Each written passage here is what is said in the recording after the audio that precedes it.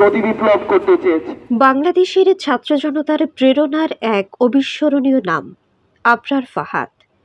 ফেসবুকে ভারত আগ্রাসন বিরোধী পোস্টকে কেন্দ্র করে 2019 সালের 6 অক্টোবর দিবাগত রাতে বুয়েট শেরে বাংলা হলে ছাত্রলীগের একদল নেতাকর্মী নির্মম নির্যাতন করে ফাহাদকে হত্যা করেছিল। এই হত্যাকাণ্ড দেশে বারুদের মতো অগ্নিস্ফুলিঙ্গ সৃষ্টি করেছিল। এ থেকে ফাহাদ হয়ে ওঠে ভারতীয় আগ্রাসন বিরোধী আন্দোলনের মূর্ত প্রতীক। বলা হয় তাকে অনুপ্রেরণা হিসেবে নিয়ে ভারতকৃত আওয়ামী লীগ সরকারের বিরুদ্ধে খুব দানা বাঁধে। জুলাইয়ের গণ আন্দোলনে শেখ হাসিনা সরকারের পতনের পর আবার আলোচনায় আসে আবরার ফাহাদ। তাকে গভীর শ্রদ্ধায় স্মরণ করে বৈষম্য বিরোধী ছাত্র জনতা 7 আগস্ট পঞ্চম মৃত্যুবার্ষিকীতে দেশ জুড়ে গভীর শ্রদ্ধায় আবরার ফাহাদকে স্মরণ করেছে ছাত্র জনতা। এর অংশ হিসেবে কক্সবাজারে বৈষম্য বিরোধী আন্দোলনের উদ্যোগে তার স্মরণ সভার আয়োজন করা হয়। সেখানে আবরার ফাহাদের অপরিসীম দেশপ্রেম, দেশের জন্য তার জীবন বিসর্জন ও গণ অভ্যুত্থানে ছাত্র জনতার মাঝে তার অনুপ্রেরণার অবদান তুলে ধরা হয়।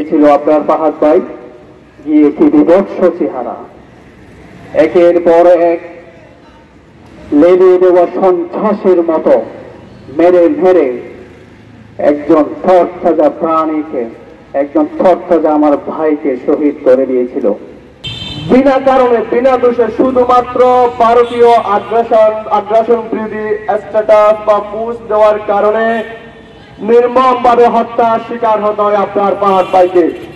বাংলাদেশের মানুষকে একদম গলা চেপে ধরেছিল, আমাদের টুটি চেপে ধরে রেখে তারা নিজেদের আয়ত্তে রাখার জন্য ভারতীয় যে আগ্রাসন, এই আগ্রাসনের পক্ষে রাখার জন্য আমাদেরকে কিছু বলতে দেয় নাই এবং তাদের পুতুল সরকার বাংলাদেশে বসিয়ে দিয়ে আমাদের সাধারণ জনগণকে তারা যেভাবে পারে সেভাবে ডমিনেট করার চেষ্টা করেছে।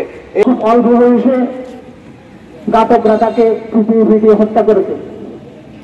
তার একটাই অপরাধ ছিল, ইতিমধ্যে আমরা কিন্তু অবগত আছি, আমাদেরকে এক একজন সেই নুরুদ্দিনের মতো, যখন আমার 18 বছর বয়সের মধ্যে বলা হয়েছে নুরুদ্দিন, সেদিন যে বাংলাদেশ বিনির্মাণের সবচেয়ে বড় নেগেটিভ, সবচেয়ে বড় স্পিরিট হচ্ছে ভারতীয় সংগ্রাসন বিরোধী চেতনা, ভারতীয় আগ্রাসন বিরোধী নেগেটিভ।